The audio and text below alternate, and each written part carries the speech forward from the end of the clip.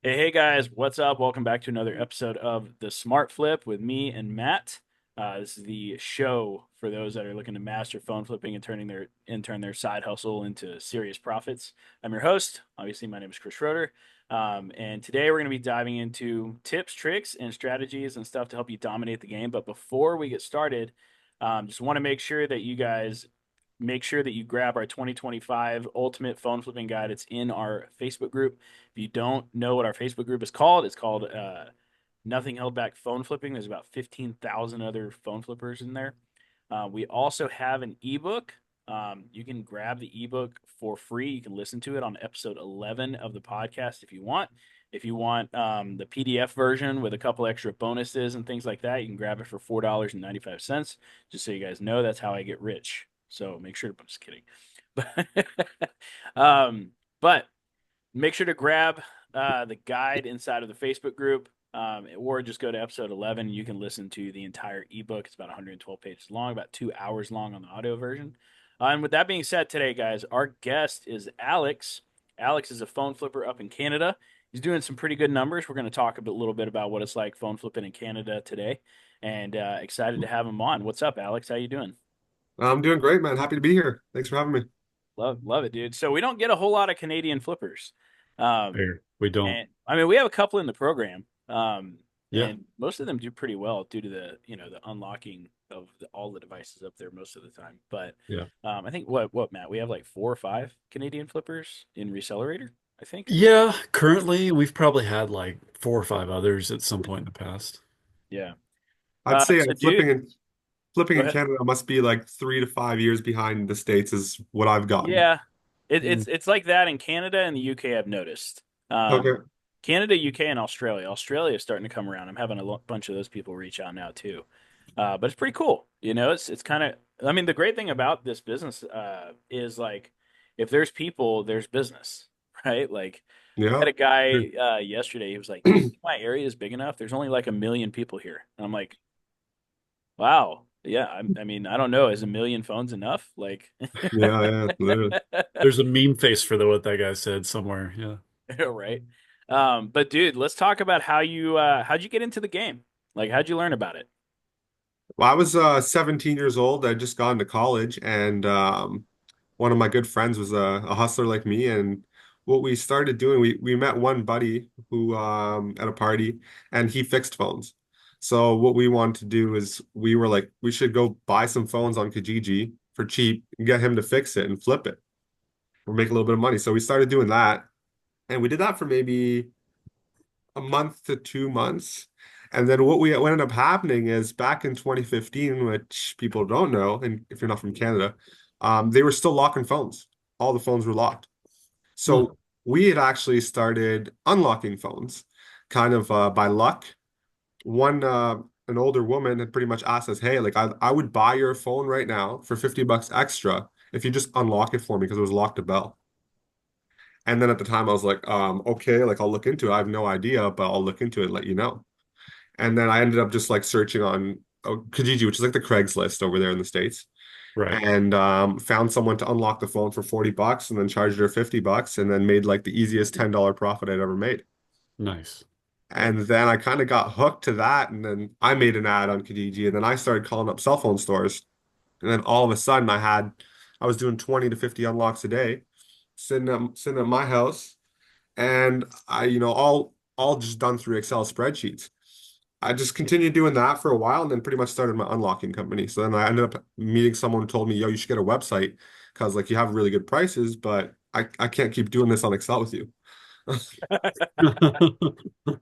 So luckily he's actually referred me to where I should get the website domain. And then I started off my unlocking company for like 4 years until 2017, the government of Canada said they mandated that all phones would be unlocked for free. So pretty much at the end of that year, I had another 3 months of business where I was doing unlocks for free and charging people still. And then there was no business left to be done. Mm.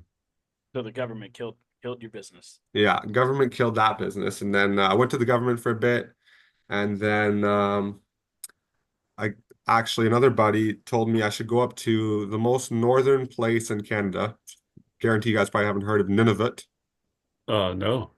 Yeah, get I don't know what the most northern place in the States is, probably like what, Sounds Alaska or something. cold. But Yeah. gets like minus 50, minus 60 up there sometimes.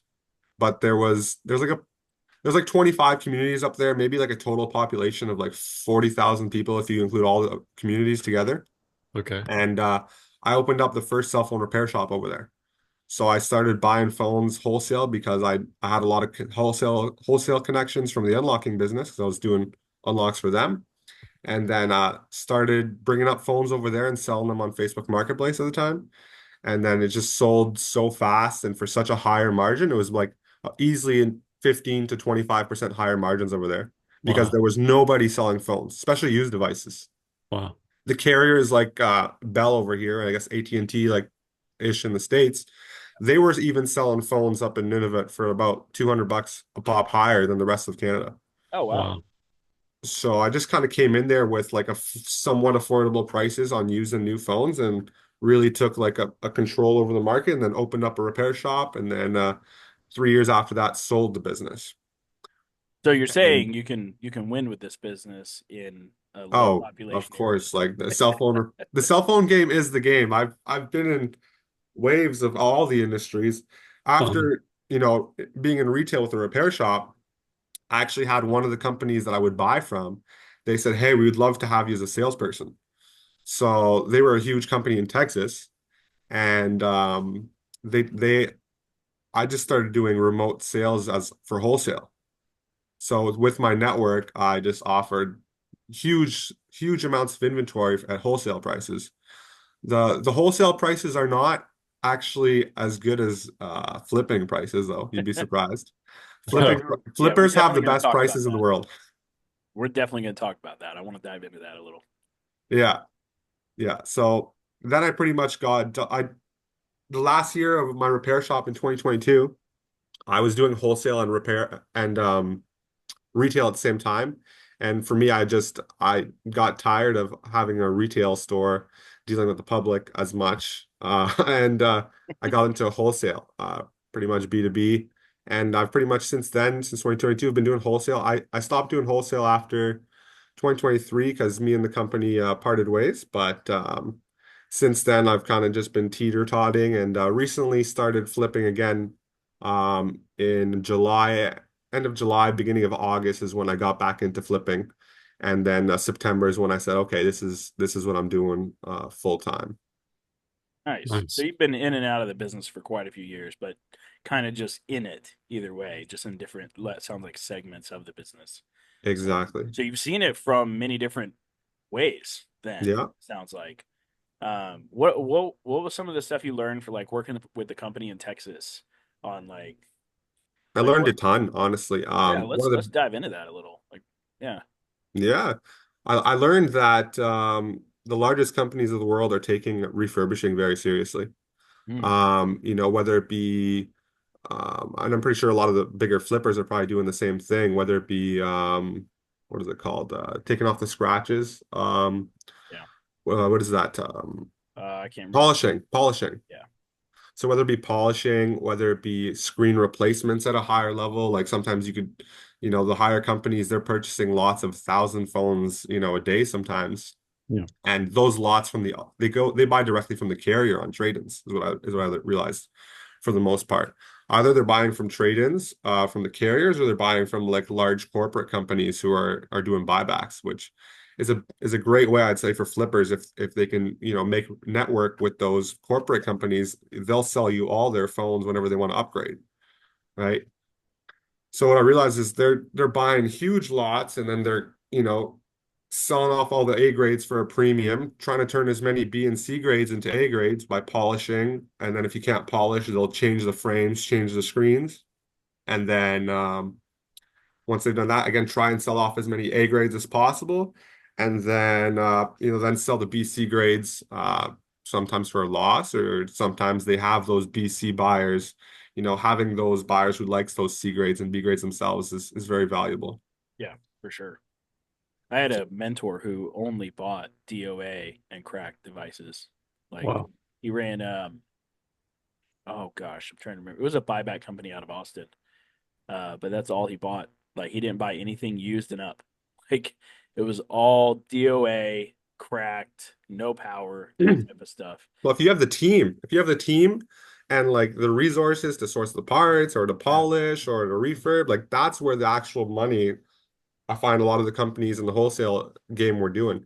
Because if not, they were picking up crumbs. Just like if you buy an A grade and you sell an A grade, you're making, yeah, you know, nothing. the margins in wholesale are 1 to 3% tops Yeah. for when you're buying finished product and selling finished product. I told Yeah. somebody that yesterday and they didn't believe me. And I was like, I was like, dude, if you want to be making money in the wholesale game, you're moving like 100K plus a day to make $1,000 to $5,000 tops. But Like, you got to be moving. Like, This is like true. you're not going to get the same type of profit margins you're going to get from the local No, market. no, no. Not even like, and it's interesting because that's what people think we do a lot of, and I have to like re-explain it to them. It's like, no, we're buying from local people and reselling it either online or to buyers. And that's where the profit margin, that's where you get the 80 to 120 per device in profit. Yeah, Like that's the equivalent to moving 10 plus devices, you yeah, know, and you're moving one. I just exactly. had one student the other day, it was Omar, I believe. Picked up we do a lot of game consoles and stuff too, but he picked up an Xbox Series X for, I think it was like 150 bucks.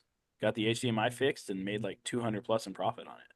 Like, Yeah, you don't get that type of stuff in the wholesale game, but no, the benefit of the wholesale game is you can move the amount yeah, yeah. quickly. I'll be And honest, like one of the best flips that I did recently, because I still dabble in the wholesale game with all my old connections, like especially my good buyers and good sellers. Like I want to maintain those yeah, relationships no matter what. Mhm. I purchased some ear pods, lightning ear pods. I purchased like 1,200 of them for like $6 a pop or something like that, and sold them each one for $10 a pop. But that's $4,000 when you move 1,100 of them, right? Even though you're Yeah. only making $4, right? Yep. how often do those deals happen though? Very, very rarely for sure. Yeah, Very, very, very rarely. But alternatively, in the wholesale game, sometimes you might get a lot, 10,000 cases, but you need to be comfortable making 20 cents a case, 30, Wow. 40 cents a case, right? So, you're still making a couple grand that way, to be Yeah. honest. But you need to have what I've noticed is in order to get into the wholesale game, you need way bigger cash flow. yeah. I need to be comfortable. Um, you're comfortable taking more risks. You need to build out your network better, network of buyers especially, and don't hold on to inventory. The longer you hold on to it, like you hold on to it for a little bit too long, and you're taking a big L. So what Wow. I've noticed is phone flipping definitely has a lot less risk, where wholesale's a lot riskier. I think a lot of people come in like we run a lot of ads to help create phone flippers because we like to buy from them. Um, And one thing I'm always like, it's interesting because we never talk about the wholesale side in the beginning, but somehow they always believe like that's what we're doing is like we have this like secret private buyer that supplies us everything, hundred Oh, dollars that under guy. market value. And I Yeah. like have to like talk to them and be like, look, this thing sells for this amount every single time.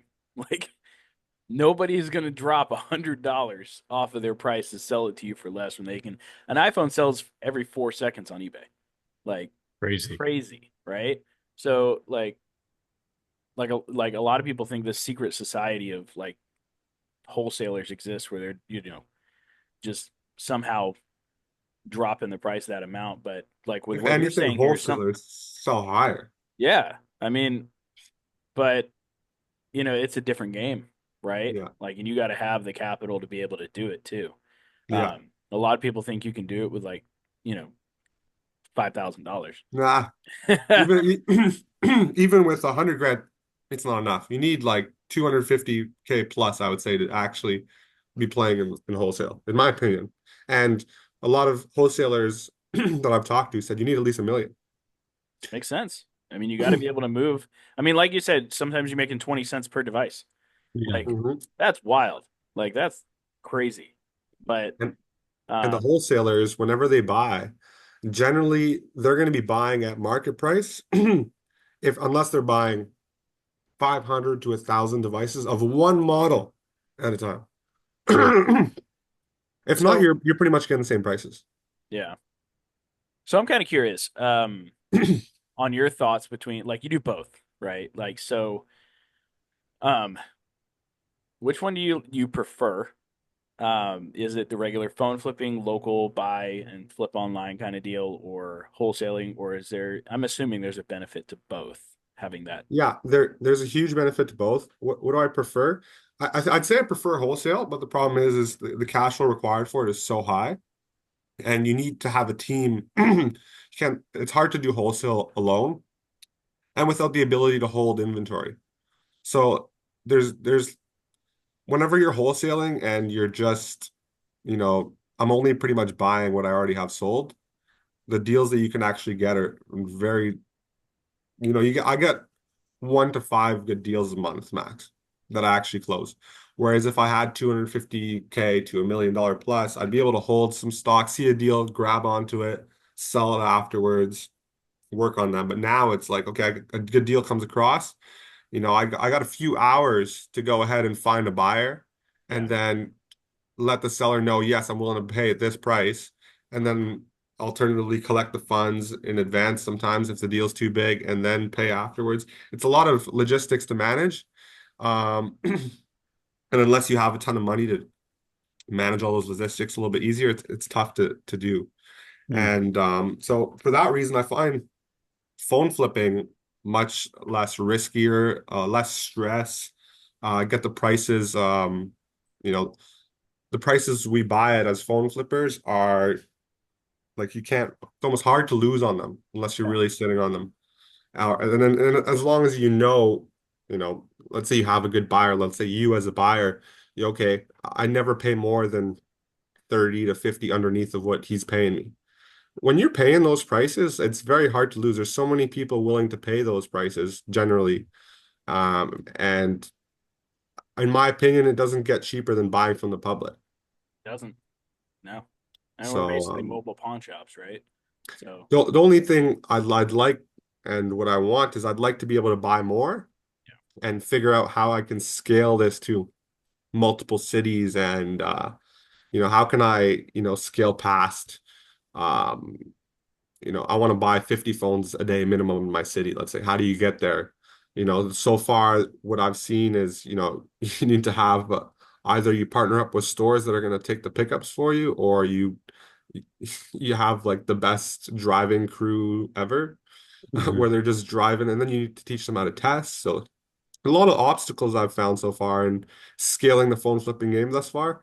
And that's kind of where I'm at, where I want to see how much can I scale this? I want to scale this to, man, like you just look at it. Like if you're buying 100 phones a day, yeah. you're making pretty solid profits minimum if you're buying at the right prices in this phone flipping game from the public, right? Yeah. Well, the goal of it all is like you got to start a lot of conversations, um, and now I'm always under the impression, or I always prefer less devices, more profit is kind of how I view things.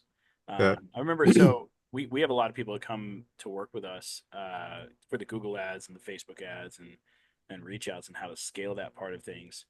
And one thing I'm always telling people is number one, you got to diversify. Like if you want to make more profit per person, you got to become more valuable to that customer, right? Yeah. Like for example, if you buy an iPhone 12 Pro Max from somebody, but they also have an Xbox and they also have a MacBook and they also have like an Apple Watch Ultra Series 2. Yeah. Like that person becomes number one, you become much more valuable to them. Like I want to look like an ATM to people. Like Yeah. like every time they think about selling something, they're going to think of Chris Schroeder with Bell Electronics, right? Um, and that's kind of how we approach it. Like one of the biggest things that we have people that run stores all the time that come and their first question is like, how do I make more? Like, how do I double my business? My very first question is always, well, how many devices are you buying per person? And they're like, well, one. I was like, you double your business by buying two. It's a math equation, right? Yeah. That's why we teach the game console stuff. People don't realize, Mm. like, Matt, what can you share what your ROI on average was last year on consoles alone? Yeah, 78%. Wow. That's nuts. 78%. It's still very untapped, right? And the Oh competition's way yeah, less, and people don't know the market value as well on consoles as they do phones. Like phones, people know over time and they've seen it, and the marketplace is very, very crowded where you can kind of tell very quickly. But I did notice on gaming consoles, like I've only just started dabbling in because I wouldn't actually consider myself a techie guy. yeah, But I am like a salesperson and I've dealt with tech. But when it comes to consoles, I was like, oh, I don't really know what to offer for these. I don't know how to test them. I don't game. But I started asking the question, do you have gaming consoles? Anything else to yeah. send? And I've gotten a couple, and I was like, listen, man, I don't really know what price I'm going to sell this for. So I apologize for the low ball, but like I'll offer you this much. And they're like, oh yeah, sure, no problem. And they just take it. They're not gaming anymore, and they feel like it's a hard sale. So Yeah. I've probably made off of my most recent purchases, I've made like 5 to 10 gaming purchases, and I think I've made 50 to 70%. You're right. Ridiculous. Like, and that not only just game consoles, like VR headsets too. Like, Yeah, yeah. those have been huge for us. I mean, Matt, you bought like three Valve Indexes in a week, I think, a while back. Like, Hmm. Yep. that's the highest end VR system out there right now, other than the Mm, Apple Vision Pro. okay. Yeah.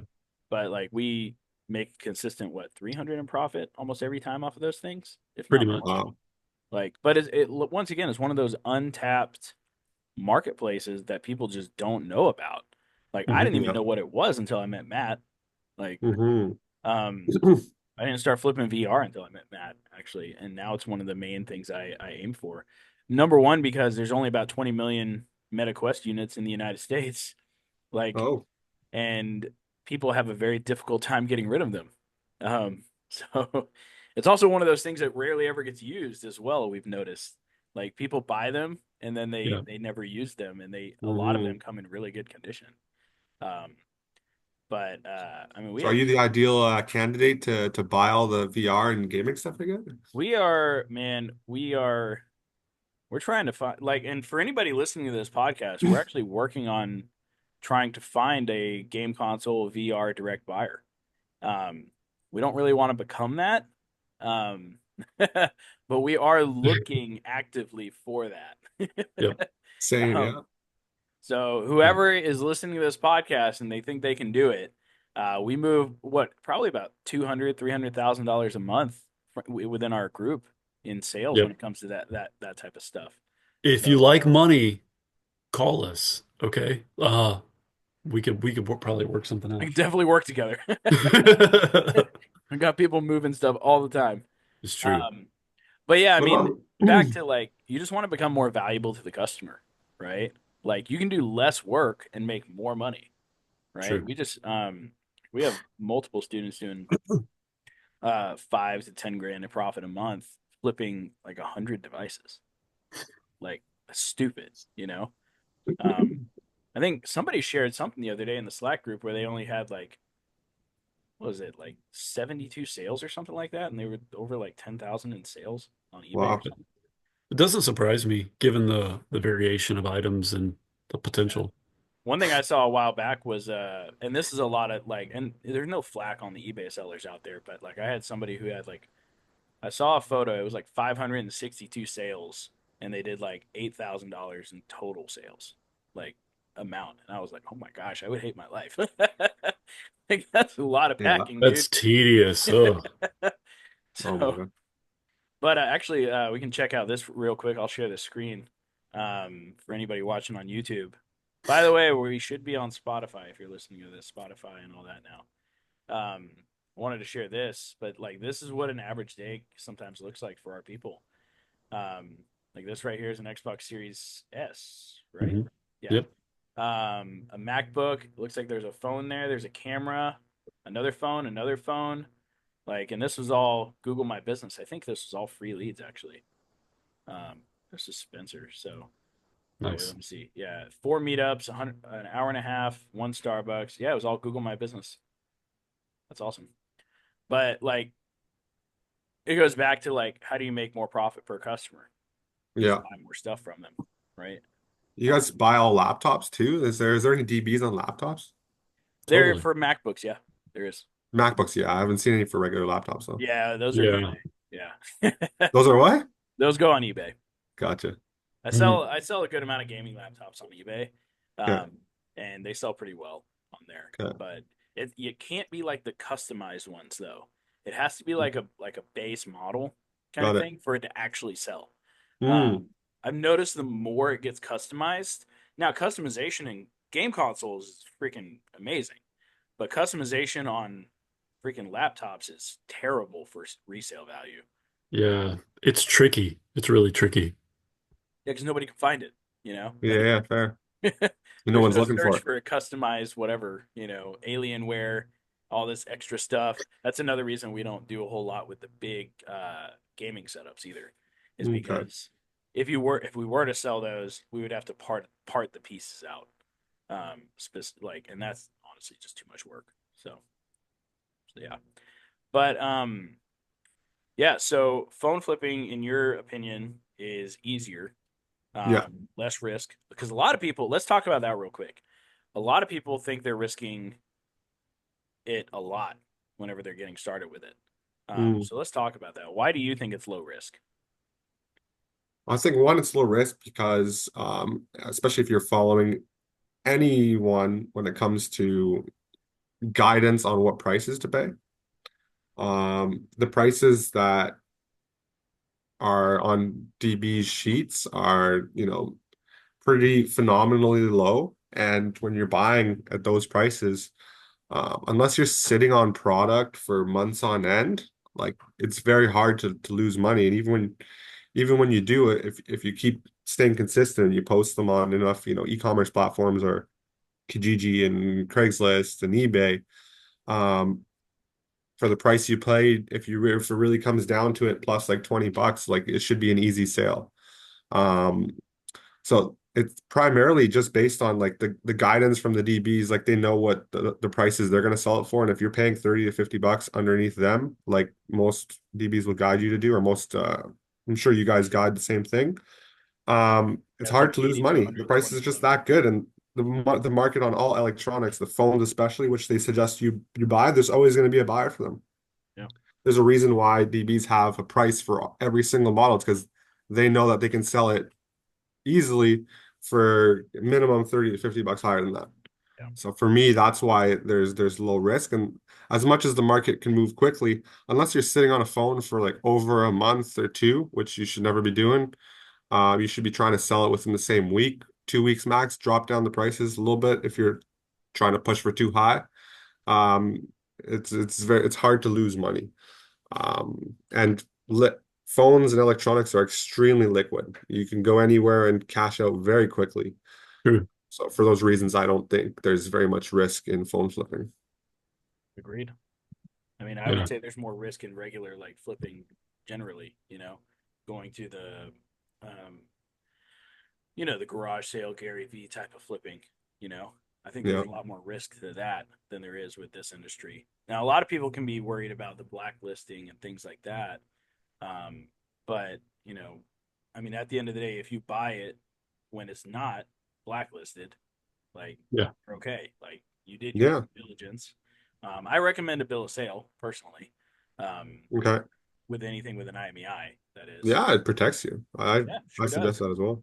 Especially if you have like a sick W report, like when you purchased it too. Yeah. That way, doesn't ever fall. Now with me, I'm pretty aggressive about that. I had somebody the other day. They were like, "Why do you what do you say to people whenever you ask for their driver's license?" So I'll have people every now and then that'll ask and be like, "Well, a while back somebody reported this thing stolen on me. You're not going to do that, right?" Question mark.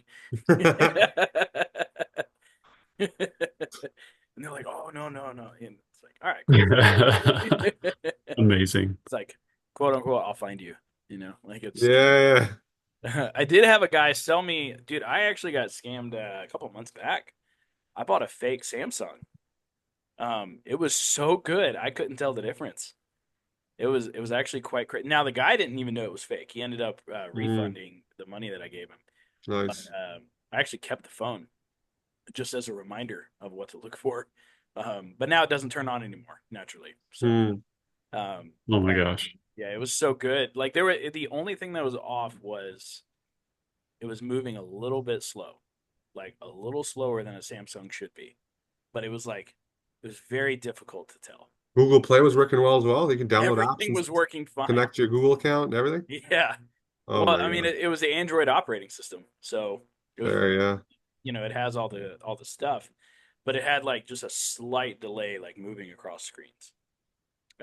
But that was Yeah, I about would say people worried about stuff like that. Go with your gut instinct. yeah, I should Hmm. have.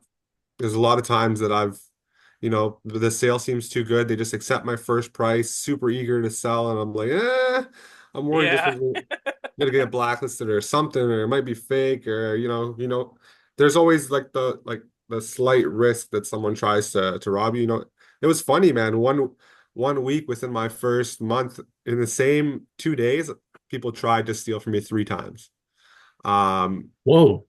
dang. yeah, it was crazy. Within 2 days, 3 times, and it was a similar area too. It's like I don't know if it was planned and but what had happened is I had my girlfriend at the time posting for me, and when they see a girl posting, I think they just think that they could take advantage of them. So it was funny, and luckily all three of them didn't go through. Like I was holding my phones too tight. I'm always very wary. Don't give the phone until you see the Yeah, money. How you always ask for the payment method. Check the IMEIs. Just be careful and go with your gut. And if you're not comfortable with it, just don't go do the sale. Go on to the next one. Yeah. Those yeah. are ways to. I always watch out for those people that accept too quickly, Yeah. like all the time. It's like 15 Pro Max for my offer. I need a little fight here, to see who Yeah. Make me feel a need a little more little meet comfortable. in the middle kind of action happening here. Yeah. Do So you have something to add, Matt? I don't think I've ever heard of a scenario where people were robbing, stealing, thieving, on one specific reseller in that condensed amount of time. But I think it's also really cool that you had the resilience, the knowledge, and the experience as a rebuttal, like to that week, because that's a week that I feel like would definitely cause some people to just like tap out and quit altogether. So that's kind of cool.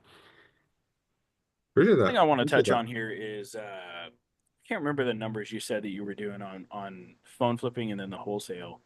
Um, Yeah, I'll actually revisit them because yeah, the let's do numbers I that real sent quick. you, I kept sending you. I always like to send like lower amounts than I thought, and then I actually ended up going to check out what are my actual numbers. Yeah, what are they? So I Just ended kind up of in like curious. July, August, my first 2 months, I did 30K, and then my second month immediately, and I ended up hitting 69,000.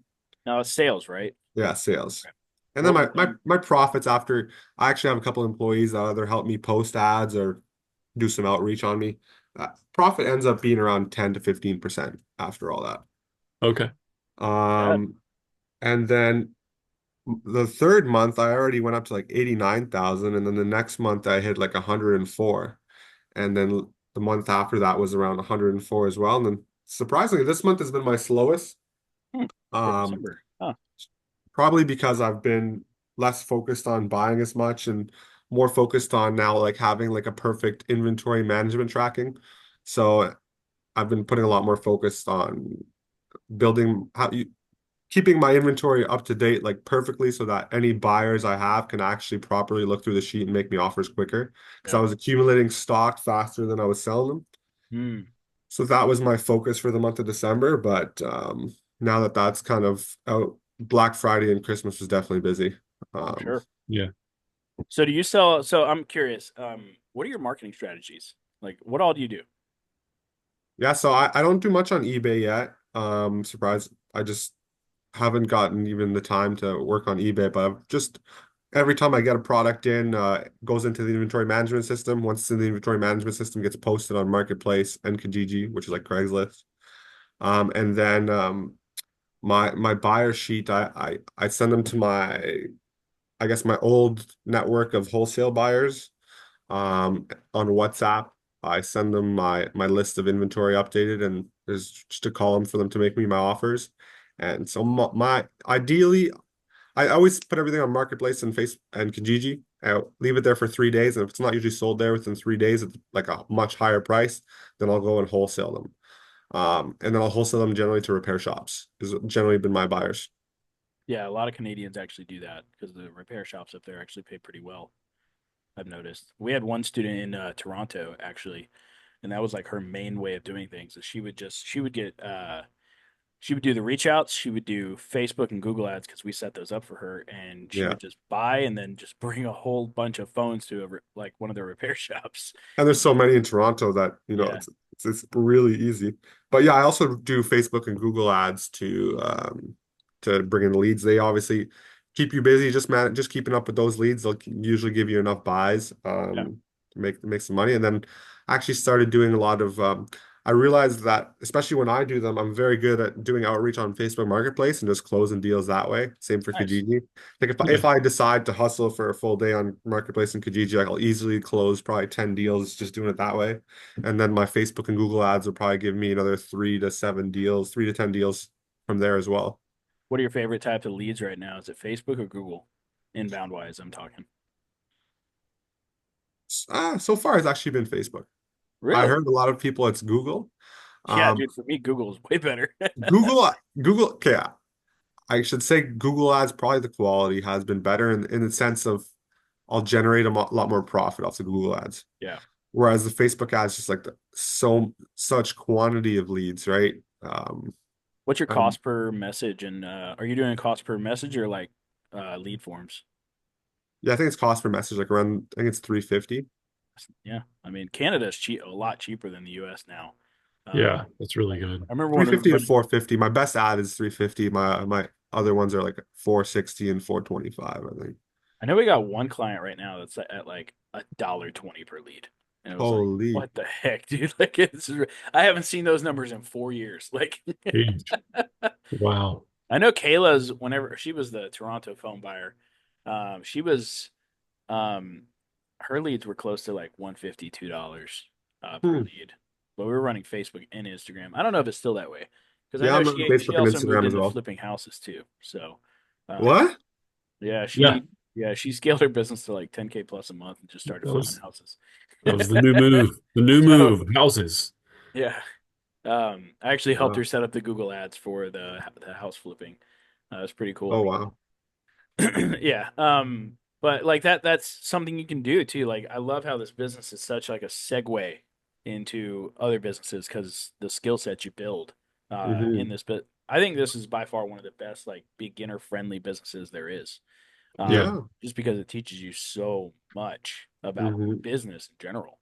Yeah. Um, like what are some things you've learned like how to do, doing just the phone flipping part? Um, Biggest thing is learning to automate as much as possible and putting other people in place because it's hard to do everything, I Yeah. guess.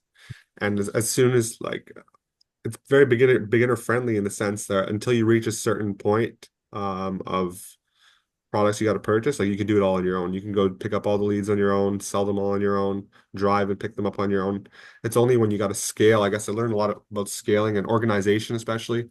Um, because I actually work with an investor who helps fund all the purchases. So for me, it's important to keep track of every single purchase very diligently, who I bought it from, who I sold it to, how much I paid for it. Then you also need to keep track of what repairs were done on them, if any. So, you know, managing organization and growing my organizational skills in the senses I can't do everything on my own, and I can't just try and focus on my memory. You need to have systems in place that's also scalable, and you need to also put other people in place to do some of the tasks that can be automated so that you can focus on, building the business, building your buyer list, um, you know, following up with old sales, and doing some other marketing things like partnering up with repair shops, or getting a driver, Yeah. or reaching out to direct buyers like yourself for phones, and building that relationship further. So those relationships are the cornerstone of your business. So if you have at least other people, let's say doing pickups for you, maybe someone else doing the testing for you and the pictures and posting ads, well, just delegation, I guess, is another one I learned in this business. Nice. So, how many employees do you have, and what do they do? Just kind of curious.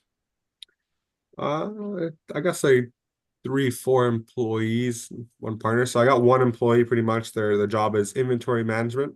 So everything that comes in, they put in the inventory management system, and then they take pictures and then put that in Google Drive. And then they'll often do the ad posting on Marketplace and Kijiji.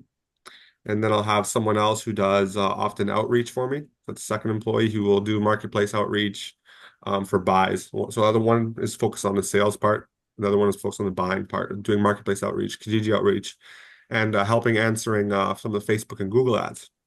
And then I have another one who's mostly my driver, doing the driving and the picking up and the testing of phones. So and then I got my partner who also does some driving, and then I'll also do some driving, and then I'll also do some responding of the messages. And most of the sales is I do all the sales, and I also do some wholesale. So at least it gives me time. All those basic tasks are kind of done. I could focus on doing a little bit of wholesale deals here and there. Yeah.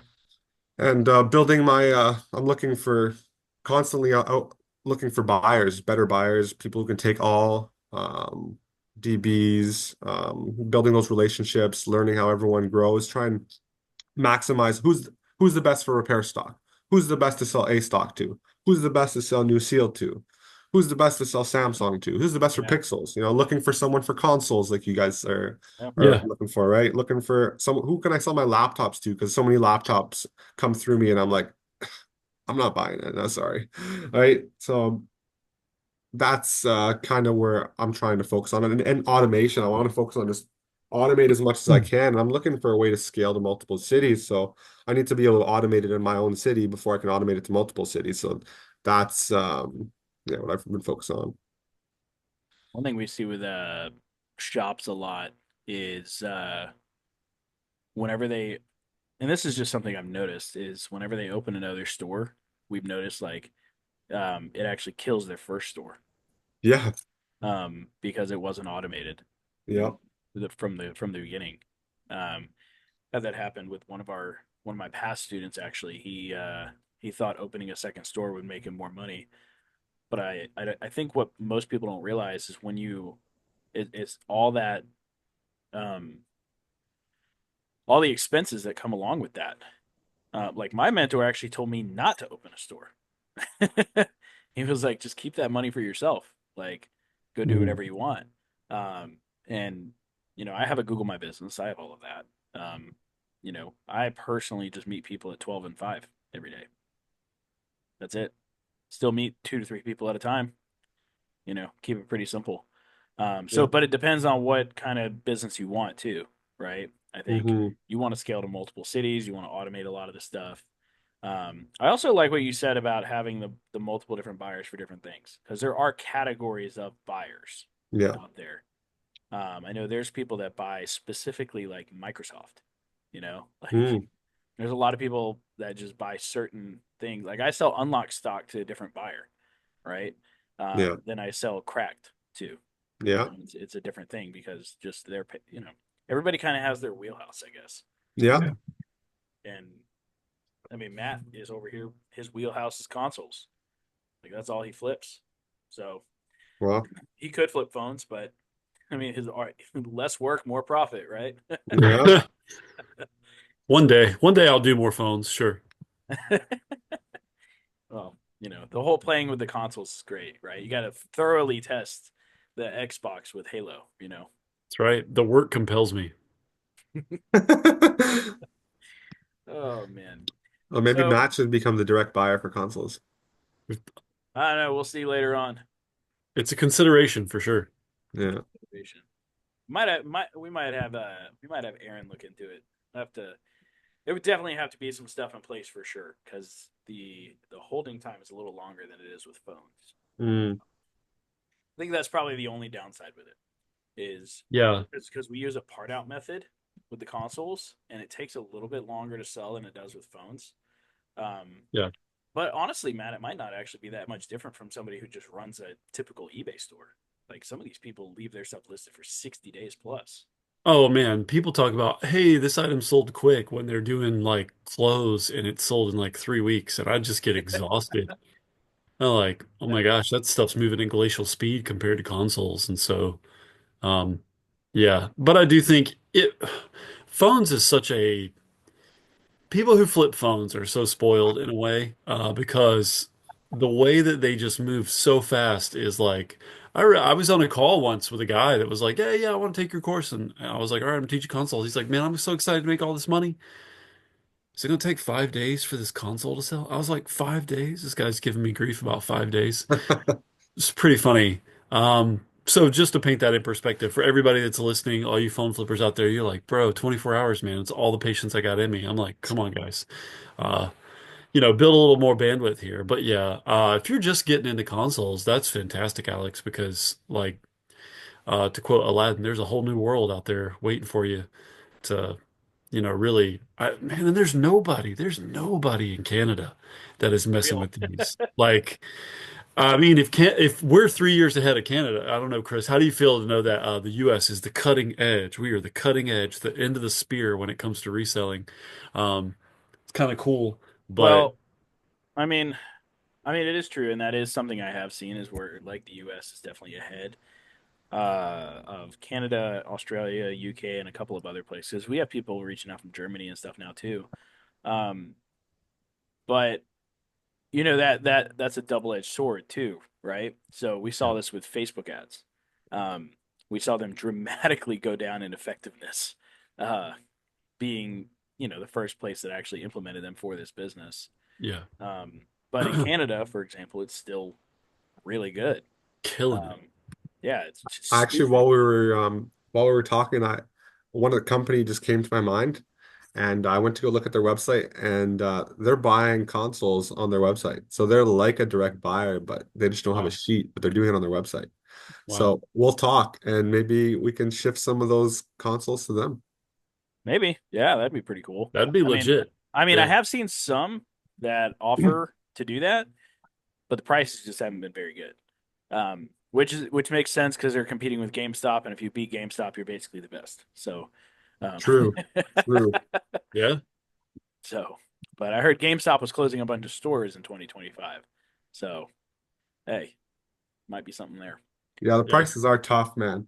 I'm looking at a on a brand new PS5, they're offering 315 Canadian. That's pretty rough. Ooh, yeah, 300 for excellent condition yeah, PS5. a little Huh. steep. Canadian. Huh. What does that go for on eBay right now, Matt? Like 400? A PS5? Yeah, maybe 350. For a PS5 disc, yeah, if you're looking at, I mean, you're looking around anywhere, I'd say like 350 to like 425 on the high Yeah, end. That's That's US. not even comparable. yeah. They wouldn't be a viable solution to sell to when eBay you're is getting. still king in that regard. Straight up. Straight up. But Yeah. I mean, either way, it is what it is, right? Like the great thing I love about the consoles is like, especially with eBay, is you don't have the same restrictions that you have with phones on eBay. You start flipping phones on eBay, and eBay is like, hey, I need to see documentation on your supplier kind of stuff. You know, Mm, consoles, that's not even a thing. Like, True. okay. that's why we start so many people in our program with consoles, is like, especially with eBay, um, there's no restrictions on it because it's one of those items that, oh, yeah, people sell these all the time. Not a big deal kind of thing, you know? Yep. But you start selling new in-box phones on eBay, there's a problem. Yeah. What kind of guide are you using for selling consoles right now? Do what? Uh, Oh, go ahead, Matt. well, I don't know. Could you be more specific? Like, what Like do a you mean? price wise, like what are people how do you get people to Oh, offer?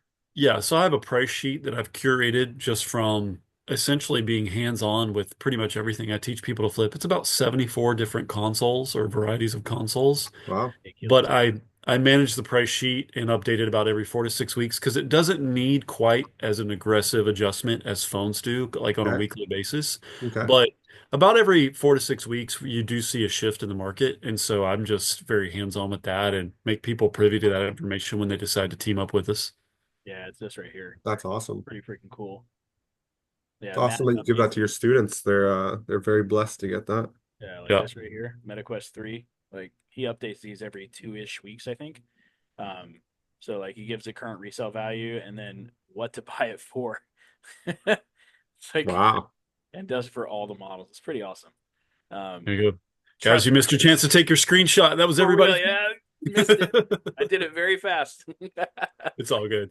But Um, no, Matt keeps that he keeps it pretty updated. It's pretty awesome. Our students use it literally daily. It's crazy. Yeah. Right. yeah, I we're just remember trying to get people to success faster, and yeah, everybody has developed that vocabulary of price if they've stayed in the game long enough, but sometimes it's not intuitive, so that's really helpful.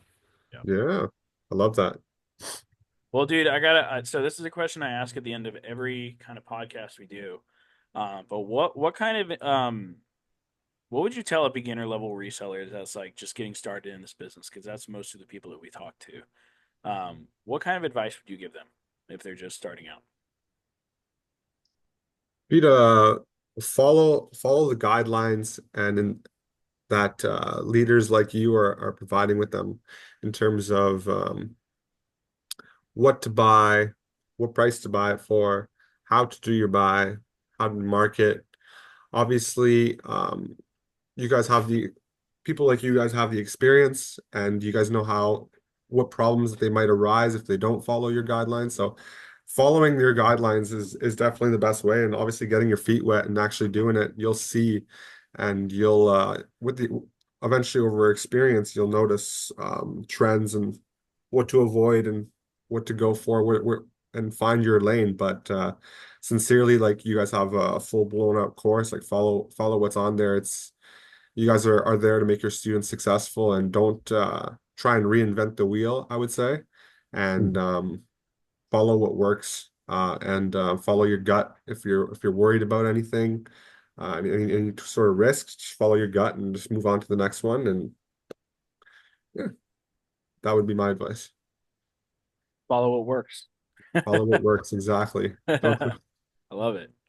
Well, dude, Alex, it's been great having you on, man. We'll have to do this again, and I think this Absolutely. has definitely been good for people that number one, people in Canada, because people are always asking me if it works in Canada all the time, and my biggest thing is like, if there's people with phones around you, then yeah, like it works, even if it's a small city.